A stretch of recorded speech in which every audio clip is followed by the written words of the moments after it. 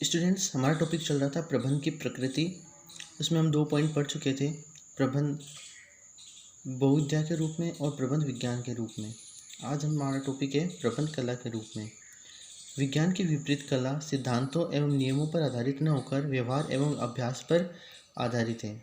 देखिए, जिस प्रकार विज्ञान नियमों और सिद्धांतों पर आधारित है, वैसे ही कला इसके बिल्कुल विपरीत मनुष्य के व्यवहार, हुनर और अभ्यास पर आधारित है। यदि किसी व्यक्ति में कोई हुनर है तो वह उसकी कला कहलाती है, और प्रत्येक हुनरमंद व्यक्ति निरंतर अभ्यास करके अपनी कला को निखार सकता है।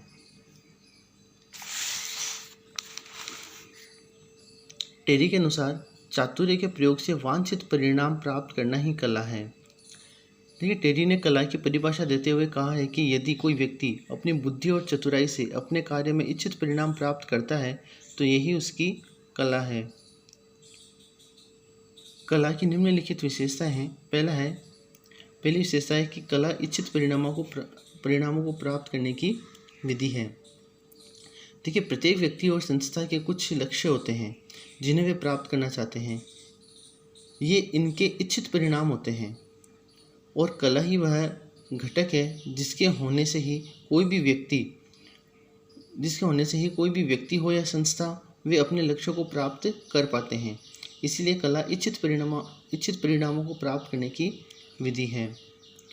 दूसरा है कि इच्छित परिणामों की प्राप्ति व्यक्तिगत चातुर्य एवं ज्ञान तथा उनके प्रयोग पर निर्भर होती है। देखिए, कोई भी व्यक्ति जो भी कार्य करता है वह उसमें सफल होना चाहता है। उसकी सफलता ही उसका इच्छित परिणाम है। वह अपनी व्यक्तिगत चतुराई, बुद्धि एवं ज्ञान के प्रयोग से अपने इच्छित परिणामों को प्राप्त कर सकता है। कला व्यवहारिक अथवा अभ्यास पक्ष से संबंधित होने के कारण निरंतर अभ्यास से किसी कार्य को करने में दक्षता प्राप्त की जा सकती है। कला की एक महत्वपूर्ण विशेषता यह होती है कि निरंतर अभ्यास से इसे निखारा जा सकता है और कार्य को करने में दक्षता प्राप्त की जा सकती है। प्रबंध में कला की समस्त विशेषताएं पाई जाती हैं जो कि निम्नलिखित है। देखिए, कला की जितनी भी विशेषता हैं वे सभी प्रबंध में भी पाई जाती हैं। हम अलग अलग बिंदुओं द्वारा इनकी तुलना को समझेंगे। सबसे पहला पॉइंट है कि प्रबंध अन्य कलाओं जैसे संगीत, नृत्य, चित्रकारी आदि की भांति व्यक्तिगत गुणों पर आधारित है। देखिए, जिस प्रकार संगीत की रचना करना, नृत्य करना, चित्रकारी करना किसी भी व्यक्ति के व्यक्तिगत गुण होते हैं, उसी प्रकार प्रबंध करना भी किसी व्यक्ति का व्यक्तिगत गुण होता है। अन्य कलाओं की भांति प्रबंध में निरंतर अभ्यास से दक्षता प्राप्त की जा सकती है। देखिए, बहुत सी कलाएं जैसे नृत्य, गायन, चित्रकारी इत्यादि में निरंतर अभ्यास से दक्षता प्राप्त की जा सकती है। वैसे ही एक प्रबंधक भी प्रबंध कार्य करते हुए दक्षता प्राप्त कर सकता है। तीसरा पॉइंट है कि अन्य कलाओं की भांति प्रबंध में सृजनात्मकता प्राप्त की जा सकती है, जिसका उपयोग समस्याओं के समाधान में हो सकता है। देखिए, प्रत्येक कला में सृजनात्मकता का गुण होता है, अर्थात हर बार कुछ नयापन होता है। इसी तरह प्रबंध में भी सृजनात्मकता का गुण होता है। प्रबंधक के दिमाग में प्रबंध करने के हमेशा नए नए विचार आते रहते हैं, जिससे प्रबंध करना सरल हो जाता है। सृजनात्मकता के गुण के कारण ही प्रबंधक अलग अलग समस्याओं का समाधान कर पाते हैं। इस प्रकार प्रबंध निर्विवाद रूप से कला की श्रेणी में रखा जा सकता है। वास्तव में यदि देखा जाए तो प्रबंध का प्रारंभ कला के ही रूप में हुआ था, जिसमें वैज्ञानिक पद्धतियों का प्रयोग बाद में प्रारंभ हुआ। देखिए, तीनों बिंदुओं का अध्ययन करने के बाद निष्कर्ष में हम कह सकते हैं कि प्रबंध को कला की श्रेणी में रखा जा सकता है। जब विश्व के देशों में प्रबंध करने की शुरुआत हुई तो इसमें कला की विशेषताओं को प्रारंभ से ही अपनाया जाने लगा। वैज्ञानिक नियमों और सिद्धांतों का प्रयोग तो बाद में प्रारंभ हुआ था। प्रबंध की प्रकृति में हम नेक्स्ट पॉइंट समझेंगे, प्रबंध पेशे के रूप में। आज के युग में प्रबंध को एक पेशा के रूप में लेने की प्रवृत्ति हो गई है। देखिए, आजकल सभी देश और उनमें स्थापित संस्थाएं और संगठन प्रबंध को एक पेशेवर कार्य मानने लगे हैं। प्रबंध के अध्ययन को भी एक पेशेवर शास्त्र की श्रेणी में डाल दिया गया है। जिस प्रकार डॉक्टर, वकील, इंजीनियर, चार्टर्ड अकाउंटेंट इत्यादि का कार्य एक पेशेवर कार्य माना जाता है, वैसे ही वर्तमान में प्रबंध के कार्य को पेशेवर कार्य की श्रेणी में रखा जाने लगा है। ऐसी अवस्था में यह निर्धारित करना आवश्यक है कि प्रबंध एक पेशा है या नहीं। देखिए, अब यदि विश्व के सभी देशों के संगठनों और संस्थाओं ने प्रबंध को पेशेवर कार्य मान लिया है, तो अब यह जानना और समझना आवश्यक हो जाता है कि प्रबंध एक पेशेवर कार्य है भी या नहीं। इसके लिए पेशे की परिभाषा, उसकी विशेषता एवं प्रबंध में इन विशेषताओं की विद्यमानता जानना आवश्यक है। देखिए, अब यह जानने के लिए कि प्रबंध एक पेशा है या नहीं, हमें पेशे की परिभाषा और विशेषताओं का अध्ययन करना होगा और देखना होगा कि पेशे की विशेषताओं की विद्यमानता प्रबंध में है या नहीं। सन 1928 में कार्ल सैंडर्स ने पेशे को निम्नलिखित रूप से परिभाषित किया है कि पेशा संभवतः वह व्यवसाय है जो बौद्धिक अध्ययन एवं प्रशिक्षण पर आधारित है और जिसका उद्देश्य फीस या वेतन लेकर दूसरों को प्रवीण सेवाएं देना है। देखिए, सैंडर्स ने पेशे की जो परिभाषा दी है उसके अनुसार जिस व्यवसाय में फीस लेकर दूसरों को सेवाएं प्रदान की जाती है वह पेशा कहलाता है। जो व्यक्ति सेवाएं प्रदान करता है वह संबंधित सेवा की शिक्षा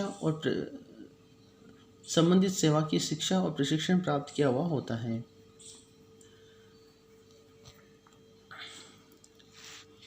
अब हम पेशे की विशेषताओं को समझेंगे।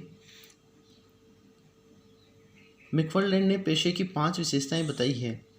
ज्ञान विद्यमानता, औपचारिक रूप से ज्ञान की प्राप्ति, प्रतिनिधि संस्था, नैतिक आचार संहिता एवं सेवा की प्रवृत्ति। यदि इन सभी विशेषताओं के संदर्भ में प्रबंध को देखा जाए तो इनमें से कुछ विशेषताएं विद्यमान हैं जबकि कुछ का अभाव है। अब हम इन 5 विशेषताओं को एक एक करके समझेंगे। सबसे पहले है ज्ञान विद्यमानता।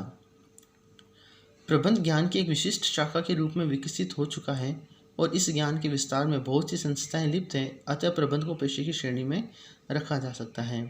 देखिए, जिस प्रकार अन्य पेशेवर कार्यों जैसे डॉक्टर, वकील, इंजीनियर इत्यादि बनने का ज्ञान प्राप्त करने के लिए कई संस्थाएं हैं, वैसे ही आजकल प्रबंध का ज्ञान प्रदान करने के लिए भी बहुत सी संस्थाएं कार्य कर रही हैं। इस विशेषता के आधार पर प्रबंध को पेशे की श्रेणी में रखा जा सकता है। पेशे की दूसरी विशेषता है औपचारिक रूप से ज्ञान की प्राप्ति। ज्ञान की प्राप्ति के लिए औपचारिक व्यवस्था है जिसके अंतर्गत उपाधि देने की व्यवस्था है, जैसे BBA, MBA की उपाधि। यहाँ तक प्रबंध को पेशे की श्रेणी में रखा जा सकता है, किंतु इसका दूसरा पक्ष यह है कि प्रबंधक के लिए MBA की उपाधि आवश्यक नहीं है, अतः इस आधार पर प्रबंध को पेशा नहीं माना जा सकता है। देखिए, जिस प्रकार एक व्यक्ति को चिकित्सा की शिक्षा पूर्ण होने पर MBBS की डिग्री दी जाती है, एक वकील को LLB की डिग्री दी जाती है ताकि ये अपना पेशेवर कार्य कर सके, इन डिग्रियों के अभाव में कोई भी व्यक्ति डॉक्टर या वकील नहीं बन सकता है। आजकल प्रबंध की शिक्षा प्राप्त करने वाले व्यक्ति को भी BBA, MBA की डिग्री देने की व्यवस्था है। यहाँ तक तो प्रबंध पेशे की श्रेणी में आता है, क्योंकि जिस प्रकार एक डॉक्टर को भी डिग्री मिलती है उसी प्रकार एक व्यक्ति जो प्रबंध की शिक्षा प्राप्त कर चुका है उसको भी MBA या BBA की डिग्री मिलती है। लेकिन प्रबंधक बनने के लिए इन डिग्रियों की अनिवार्यता नहीं होने के कारण प्रबंध को पेशा नहीं माना जा सकता है। कोई भी व्यक्ति जिसके पास अनुभव होता है, व्यावसायिक संस्थाओं में उन्हें प्रबंधक नियुक्त कर दिया जाता है, चाहे उनके पास MBA या BBA की डिग्री ना भी हो। इसीलिए इस आधार पर प्रबंध को पेशा नहीं माना जा सकता है। अन्य प्राचीन एवं स्थापित पेशों जैसे चिकित्सा तथा कानून के समान प्रबंध में प्रतिनिधि संस्थान हैं, जैसे भारत में all India management association, America में अमेरिकन मैनेजमेंट एसोसिएशन। किंतु प्रबंधकों के लिए इन संस्थाओं की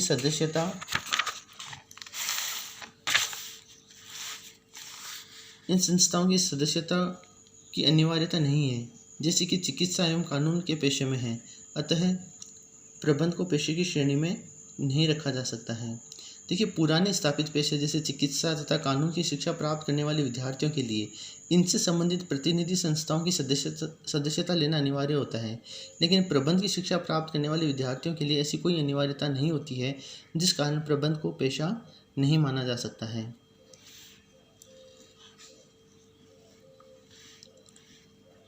चौथा पॉइंट है आचार संहिता। अन्य पेशों की भांति प्रबंध में भी आचार संहिता की व्यवस्था है, किंतु बहुत से प्रबंधक इस आचार संहिता से परिचित भी नहीं हैं। इस दृष्टि से भी प्रबंध स्थापित पेशे के समकक्ष नहीं है। देखिए, डॉक्टर, वकील, इंजीनियर, सीए इत्यादि पेशों में आचार संहिता होती है, अर्थात कि कानूनी नियमों को ध्यान में रखकर इन्हें कार्य करना होता है। ऐसी आचार संहिता प्रबंध में भी होती है, किंतु बहुत से प्रबंधकों को इसका ज्ञान नहीं है। इस दृष्टि से भी प्रबंध पेशे की श्रेणी में नहीं आता है। पांचवा पॉइंट है सेवा की प्रवृत्ति। सेवा की प्रवृत्ति प्रत्येक पेशे के लिए आवश्यक है। यद्यपि किसी पेशे में ऐसी प्रवृत्ति का पालन करना या न करना देश की सामाजिक एवं नैतिक व्यवस्था पर निर्भर करता है। इस विशेषता के आधार पर प्रबंध को पेशे की श्रेणी में रखा जा सकता है। देखिए, पेशेवर व्यक्तियों का कार्य लोगों को सेवाएं प्रदान करना होता है। एक प्रबंधक भी व्यावसायिक कंपनियों में अपनी सेवाएं प्रदान करता है। इस विशेषता के आधार पर प्रबंध को पेशे की श्रेणी में रखा जा सकता है। उपयुक्त विश्लेषण से यह निष्कर्ष निकलता है कि प्रबंध को कुछ विशेषताओं के आधार पर पेशा माना जा सकता है, जबकि अन्य के आधार पर नहीं।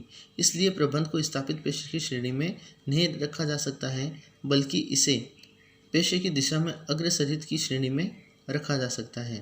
देखिए, पेशे की सभी विशेषताओं का अध्ययन करने के बाद यह निष्कर्ष निकलता है कि पेशे की कुछ विशेषताएं तो प्रबंध में हैं, लेकिन कुछ नहीं।